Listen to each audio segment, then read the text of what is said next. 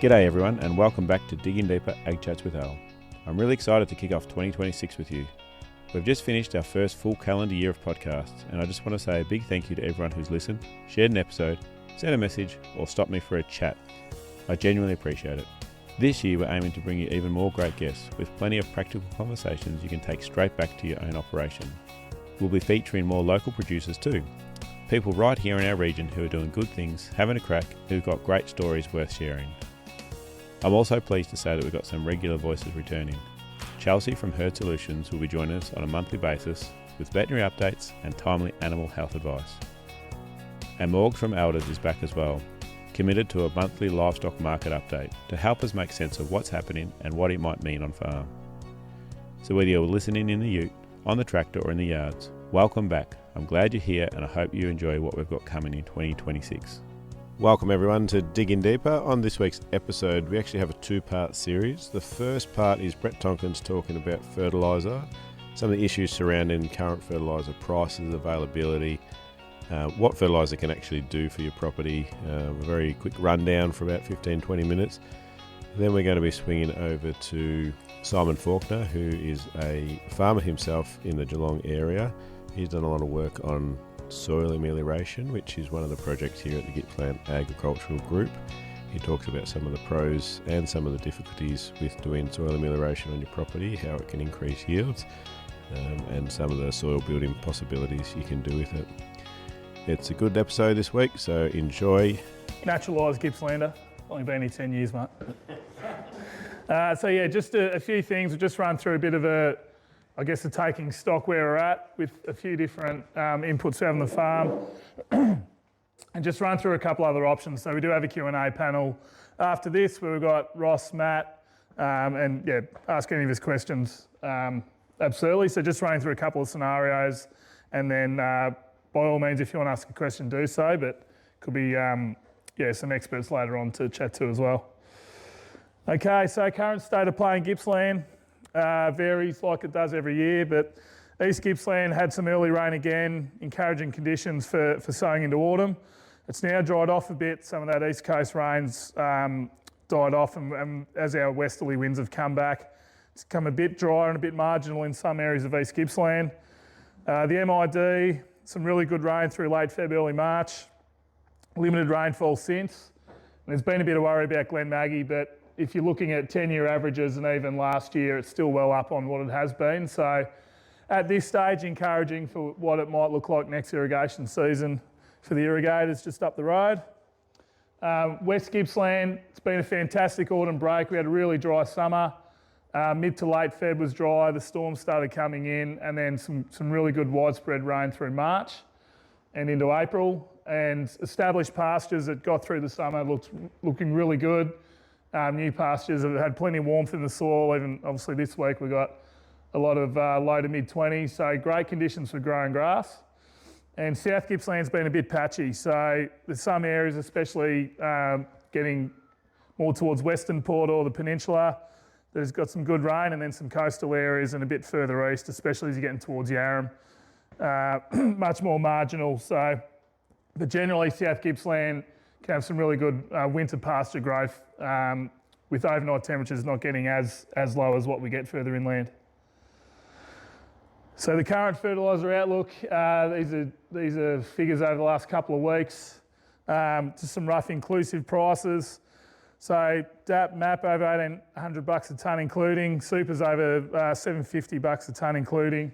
So if we're just looking at pricing on per kilo of phosphorus, MAP slightly cheaper than Super and a fair bit cheaper than DAP per kilo of P. That can fluctuate a bit, so if you are using a prescription NPKS blend, sometimes you'll be better off using DAP, sometimes MAP or sometimes Super Potash might come out better, just depending on what you need of course. MOP, $9.26 a tonne, so it's about $1.85 per kilo of K. And then if we're putting our Super and Potash blends, 3-in-1 at $250 is about $220 a hectare, 2-in-1 at $250, similar price. So you say that's landed locally price? Including GST? They're including GST. The these are bulk bag prices, I'm pretty sure, and these are spread prices. Yeah. Yeah. So the high price increase at the moment compared to last year is being driven more by single super. MOP and SOP haven't gone up by as much in the last couple of months, and that's mostly because production's completely out of the Middle East, where unfortunately that's where we get most of our APs and urea, or at least a portion of APs and urea in Australia. And urea production relies heavily on cheap gas, and of course freight channels being opened up where there is cheap gas. So that's jumped a hell of a lot as well. You're looking over $1,800 a tonne spread. So that means if you're going on 100 kilos of urea, you're up at $180 a hectare, and instead of being sort of a booster price, you're there nearly neck and neck with a 3-in-1 or 2-in-1. So very expensive using granular nitrogen at the moment. But probably the biggest issue that's seeing on farm in the last couple of weeks in particular has actually been sourcing product. So there's been a few businesses that haven't been able to source single super at all, or urea's run out very quickly. And that's been driven more from the large wholesalers and importers deciding conditions are what they are. We think we're going to be down on planting of broadacre, and that's always going to make that's going to have more weight in their value, in their decision making, compared to pasture, because there's just so many hundreds of thousands of hectares of cropping. And we look at this, so this is from Rabobank. Tony was hoping to be here today but couldn't, but passed this on, so thanks Tony at Rabo. You know, it's not unique, the situation we're in.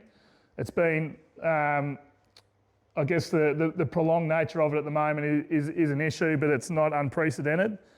And you know, hopefully, as we see diesel's just started to drop in the last few days, hopefully it means that there can be some correction in price moving forward.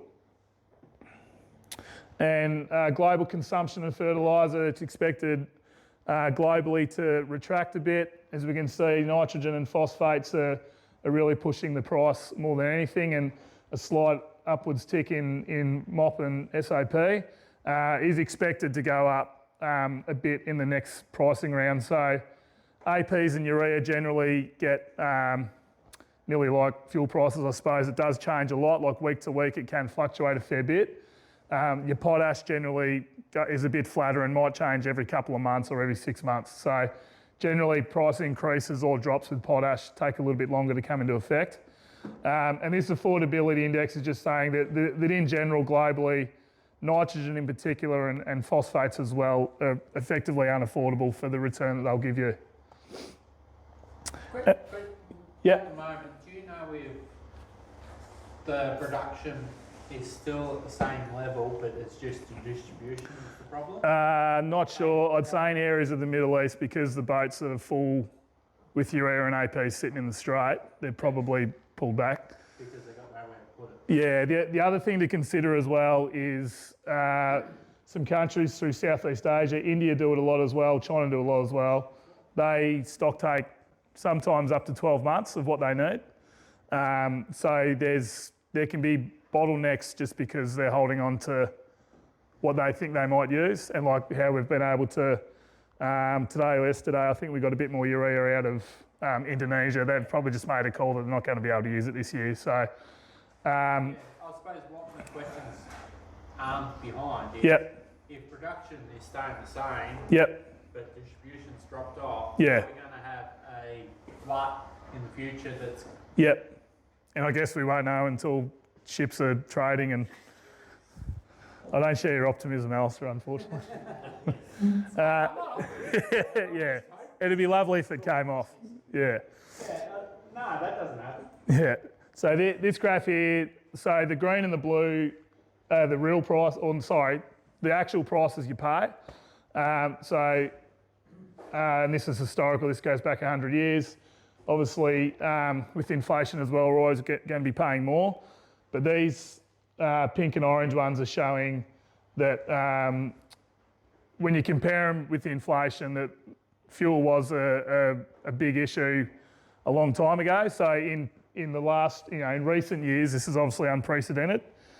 what we're going through with petrol and diesel at the moment, but when supply was an issue to Australia in previous years, it was something that we did encounter. So obviously putting that with this graph, there's some really hard decisions to make, not only what we're putting on our paddocks, but when we're doing it and how long we're wanting our tractors running or paying for contractors. So something that I have encountered a fair bit of, and I'm sure the guys from Nutrient as well, you guys as farmers want to know, if I'm going to be going over my paddock, what's the maximum I can do with one pass so that at least my diesel costs are staying as low as possible. So what are the alternatives? So if we bring it back, what does fertiliser actually do? So we have three aspects of soil fertility. There's physical, things like texture, structure, porosity, compaction, water infiltration. You've got biological soil fertility, so organic matter, microorganisms, things like worms, even things that burrow into the ground, like someone mentioned before about cockchafer bugs, echidnas would probably come into that as well, but also other stuff like protozoa and things we can't see.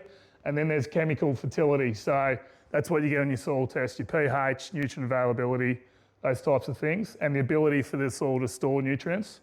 So conventional fertilisers like your super, potash, urea, they're only going to directly influence this chemical fertility. So for instance, soil test comes back, you've got low phosphorus, you've got low sulphur, whack on some single super, and those two particular deficiencies you'll be able to help address. Conventional fertilisers can influence indirectly these two aspects. So if you're going to grow more grass by putting on single super, you're going to get more root mass. It should start to help improve physical fertility. And synthetic fertilisers will change soil biota. They're not going to reduce microbial populations. They'll change the ratio of microbial populations more than anything. And in fact, if you're growing more grass, you will be building your total soil biology. So they'll change the soil biota generally towards a more bacterial dominant flora compared to a fungal dominant flora, which you get more with composts or I guess if you weren't fertilising at all. So how do we improve all three aspects and get an economic return when doing so?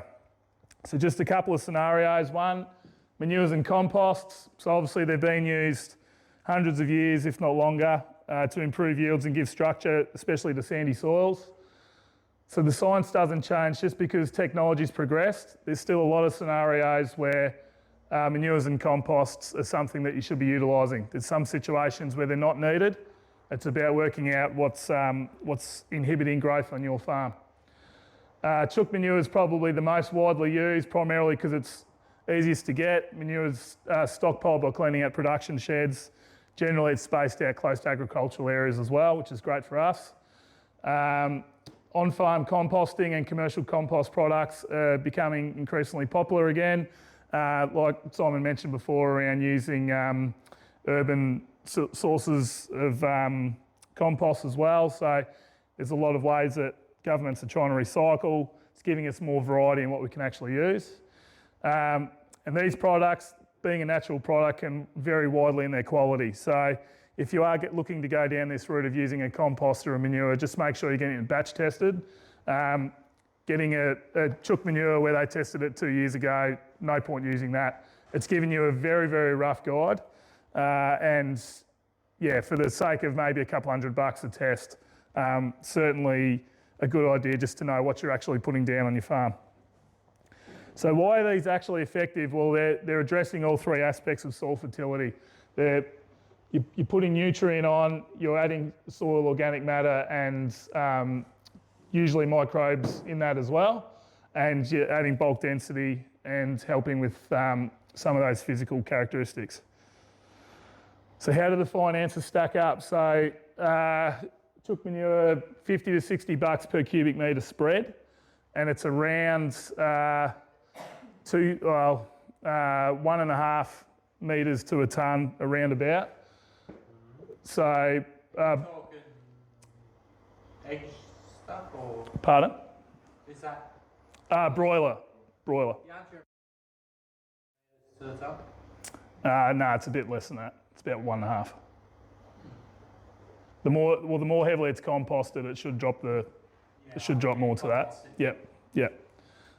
So broiler source chicken litter, which is probably most common in Gippsland, conservatively about 1% P and 1.5% K. That can vary. You can get up to sort of 2% P and 3% K. But just for working through some numbers here, we'll go conservative. So if I'm putting on 4 cubic metres or 2 2/3 a tonne per hectare, you're putting on 26 kilos of P, that should be 40 kilos of K, equivalent to 80 kilos of MOP. So if we're going to just be applying 26 kilos of P and 40 kilos of K using super and potash, that's coming out at, call it $300 a hectare. If we're doing it by applying 4 cubic metres of chook manure, it's coming out 200 to 240 depending on what your spread price is. So, a few years ago might have been flipped the other way where it was more expensive to do so, but certainly with what's happening now with fertiliser prices and availability, the finances are stacking up quite well. Another option, got Foliar liquids and other alternatives. So within this breadth of products, you've got synthetics, you've got organics, some that are a bit of both available. They do vary, not vary. They vary widely in their efficacy. And it's important to understand what you're trying to achieve before you use something. So just because bloke up the road used it and it was fantastic doesn't mean it's going to work well for you. So again, knowing what you're looking to get out of it and why you wanted to use a product is really important. Some of these products are produced in Australia, so availability is generally better than commodity type fertilisers that we no longer produce. And there's also granular compound fertilisers and other products which can help address specific deficiencies such as traces. So locally we've got Omnia, just down that way. I've got my bearings wrong, that way I reckon, at Morwell. So, and there's some other companies as well. So it doesn't necessarily have to be a foliar or liquid to look to play in this unconventional space, I suppose, with some other fertilising options. So what's a scenario that might actually be viable if you're looking to change from a single super urea type setup? So start with a soil test. Guessing is super expensive, amplified by what's happening now with our fertiliser and diesel prices. So chook manure or other composts can be a great alternative to a super and potash application in autumn or a pasture booster type product in spring. The results can be enhanced using inoculants and biological products, because remember that it's not the chook manure directly that's doing all the hard work, it's the microbes that you're boosting and feeding by adding chook manure that's helping you grow the grass. So inoculating chook manure with the right type of microbes can also help with how well it works. And then coming in with a foliar application of nitrogen and other nutrients, you might need some traces, you might be low in copper and moly, maybe you need some magnesium to help with that. With your energy in your pasture as well. So there's more nutrients required to grow grass than just your NPKs, and you need to consider what your biggest 2 or 3 constraints are and address them. Don't just think that going old trusty with super potash urea is going to solve your problems. You still need to do what's best for the soil, start with a soil test, remove those constraints, and that's going to give you the best return on investment. So a bang for buck scenario, at the moment, using those prices we spoke about earlier, 3-in-1, these are separate applications, but let's say we're going on with 3-in-1, we're getting our autumn break, we want to come in about this time of year before it gets too cold. We're going with 80 kilos a hectare of urea. We've put on 37 kilos of N, 17 kilos of phosphorus, 32 kilos of potassium. It's cost us $364 a hectare. If we go on with 4 cubes of chook manure, it's cost us $240 a hectare, put on 26 kilos of P, 40 kilos of K. It's put about 30 kilos of N on in total, and around a third of that will be available in the first 12 months. It's a slow release form of nitrogen with our chook manure. So let's say we're going to get about 10 kilos of N in that first growing season.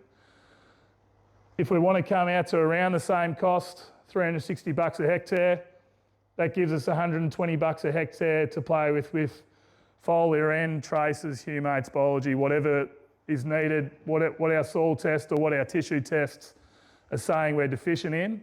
That's a pretty good budget to address any constraints you have that we can go on with a liquid or a foliar. That's right. So there's all these other effects that I was mentioning before around physical and biological fertility that we're not taking into account here. So you can see we're coming in with, that's around 50% higher again, phosphorus. We're up around 25% higher with our potassium. We're also getting traces on. We're getting foliar nitrogen on top of the nitrogen we're getting in chook manure. And this is all coming at the same cost. So our ability to solve more issues with some of these prescription foliars or prescription custom fertiliser blends and using something like chook manure as that substrate for the microbes, in our current scenario, there's not a financial penalty in doing so. But I would expect this type of approach to be growing more grass because we're able to take care of more constraints. And that's all from me. Thank you.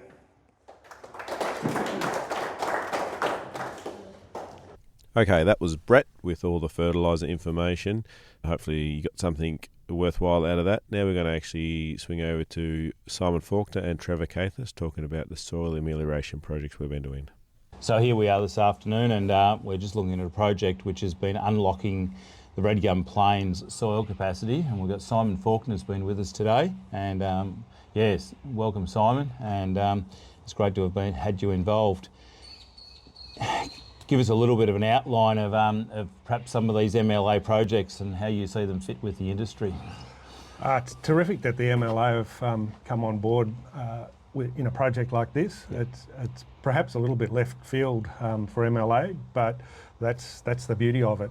It's all about growing more fodder for animals, and yeah, the more fodder we can grow, the more red meat we can produce as well. So it's really exciting. I mean, we're looking at soils in this project, and in my mind, soils are the building blocks of agriculture, and if we don't get our soils right, then our production systems aren't going to be right. So it's great to be involved in this project, and you guys to hopefully getting some great learnings from it. Simon, could you give us a basic rundown of what this project actually looked like, and yes, and how it's rolled out over the last 3 years?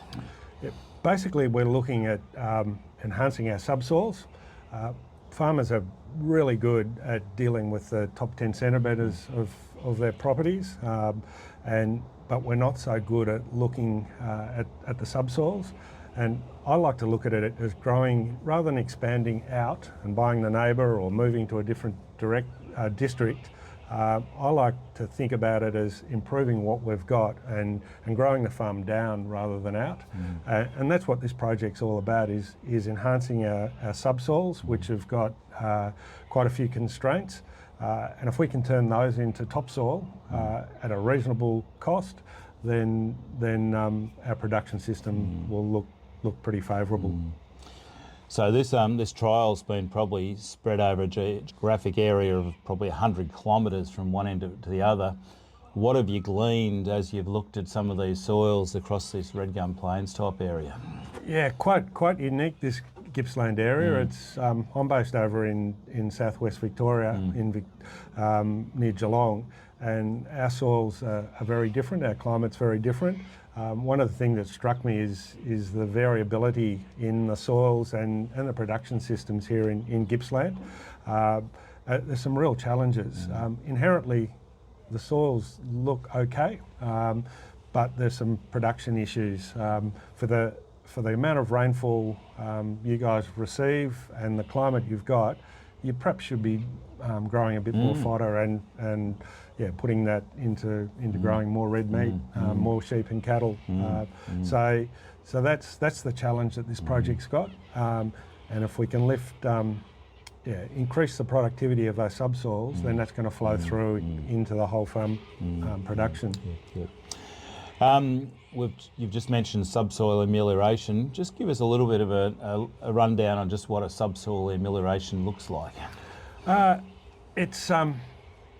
the challenge is our subsoils are inherently lacking in carbon, organic carbon, and nutrient, and as a consequence, it's not a good place for roots to be growing, and that's why we talk about hostile. It's hostile to root development, and if we haven't got roots down there, we can't utilise the moisture that's there, and plants like moisture.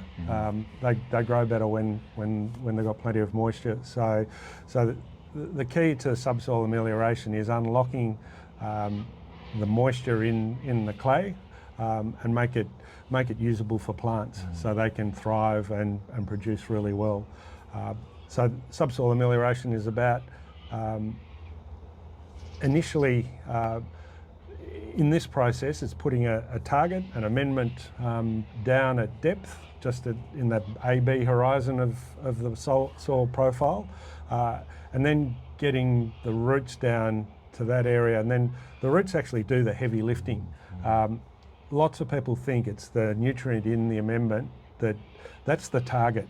What we're trying to do is con the roots to get down there, so then the biology associated with root development can do the work on the soil. Get the natural cycles of cycling nutrient through the soil profile, aggregating the particles together.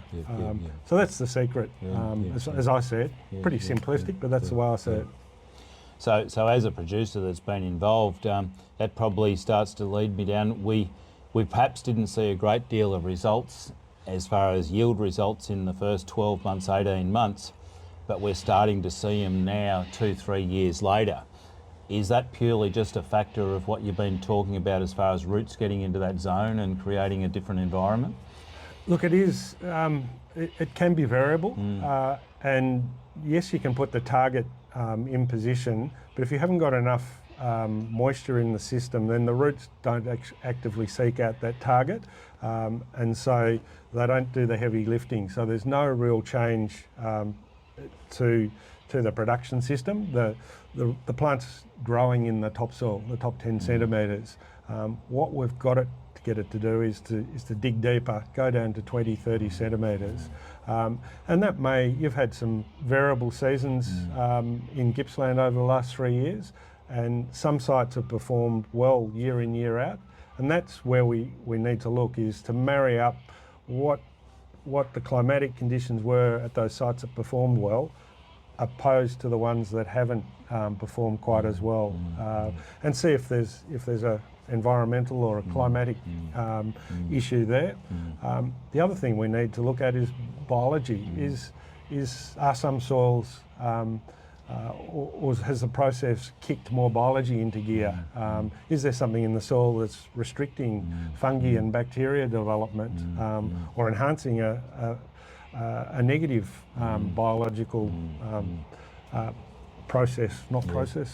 biological factor? So we need to tease those sorts of questions out. So when most of us are considering our properties, do you think there is a greater benefit from actually trying to do these activities on our better soil types or our poorer soil types? Experience has told me that the low-hanging fruit might be the spot to look. When we do trial work and demonstration work, we tend to go to the farmers and the farms that produce really well and they're better paddocks, because we think that's where we're going to get our really good bang for our buck. But in this situation, experience has told me that maybe we should go to those poor performing paddocks and really lift them. It's a really complex question. There's more to it than just fixing the subsoil. If we change the environment that plants are growing, then our agronomy needs to change further down the track. If one of the things that we're seeing with subsoil amelioration is we extend the green leaf period of our pastures and crops, but our agronomy on those pastures and crops hasn't changed. So there's more to the question than just fixing the subsoil, and how we graze those crops. are we inhibiting, by grazing, having a poor grazing system, are we inhibiting root development, which stops the plant's roots getting down to the amendment chamber and making those soil changes in the system? That could well be the case. So it's really complex, and that's the beauty of projects like this. Is we can tease those sorts of questions out on farm in proper farming systems. So you've worked in this space for quite a few years now. What sort of yield responses are you starting to see in some of those sites where you did early work when you first started these projects? Across the board, the rule of thumb is you see an increase of 30% if we're talking grain yields. In the pasture world, in the grazing system, we're seeing a 50% increase in biomass. And it's how you utilise that biomass that's really important. What's the most efficient way of turning that into red meat or wool and utilising it without compromising the actual process of subsoil amelioration, not pruning the roots. So the consequence of pruning the roots is it doesn't get down to the amendment chamber, so you don't get the changes in soil characteristics. So it's complex. Do you see this as potentially one of the levers that farmers may have to actually get the next step up in productivity across our southern zones? Yeah, I think it is, especially if we're looking at the lower performing areas of our farms. We've all got good parts of our farm that we know. We've got favourite paddocks that we know if we want to finish some lambs on, that's the paddock they go to. Or if you want a lamb twinning ewes down, then that's the paddock. It's the lower performing paddocks are where we run a few wethers or some dry cows. If we could suddenly bring them up to the same production level of our better paddocks, then it opens up a whole lot of opportunities. And so that's pretty exciting, especially when you look at things like OptiWeigh machines where you can actually measure the production of your animals in real time and not wait for 6 weeks before you weigh them the next time. And you can actually see, on this paddock, it is performing better than or as well as I'd hoped. This paddock's not. We need to move them on. So that opens the opportunity to getting your livestock off earlier, hit premium markets, and have more feed in a tight year at the end of the year. Where do you perceive we're going to go as an industry with some of this research that's coming through in the future, Simon? Where to next? We've got to answer some of the questions. A lot of research work, we end up with more questions than answers, which is the frustrating bit. But we're lucky. There's lots of ways of monitoring what we're doing and looking at the science, and that gives us a direction of where we should head. For example, in this subsoiling project in the Red Gum Plains, then we can look, is biology, soil biology, is it having an effect on whether subsoiling works or not? We can measure soil biology.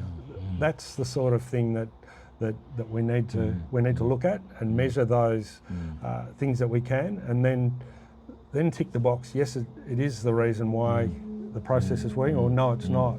And it might guide us to work. Well, we need to inoculate the amendment with an inoculant that promotes the biology that we need to unlock nutrient or something along those lines. So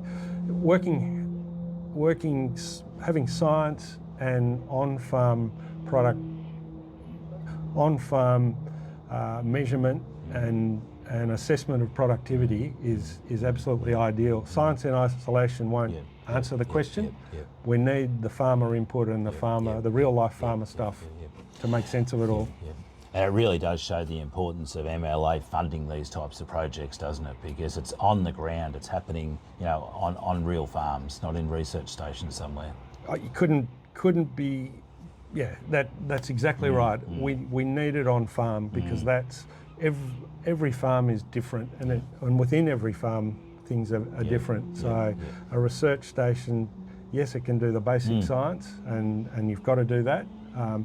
But how you get it out into the marketplace is really important. And that's the other good thing about doing projects on farm is farmers look over the fence. They run into their mates at the footy and say, hey, Trevor, what should you doing in that paddock? I've noticed a difference. And you can have that discussion. So your extension is done over a beer at the pub. That's right.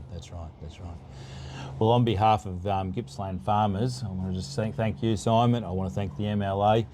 This is a fantastic project. It's still got a couple of years to go, and I'm sure we're going to see some outstanding results out the other end. So thank you. Terrific. Thanks, Trevor. A big thank you for tuning in today. And remember, if you have a question about today's episode or a topic you'd like us to cover, reach out to one of our many platforms and join the conversation. We're here because of your passion and commitment to agriculture. Together, we can build a stronger farming future. This podcast is made possible by the Future Drought Fund Regional Drought Resilience Planning Program, co-funded by the Victorian and Australian governments.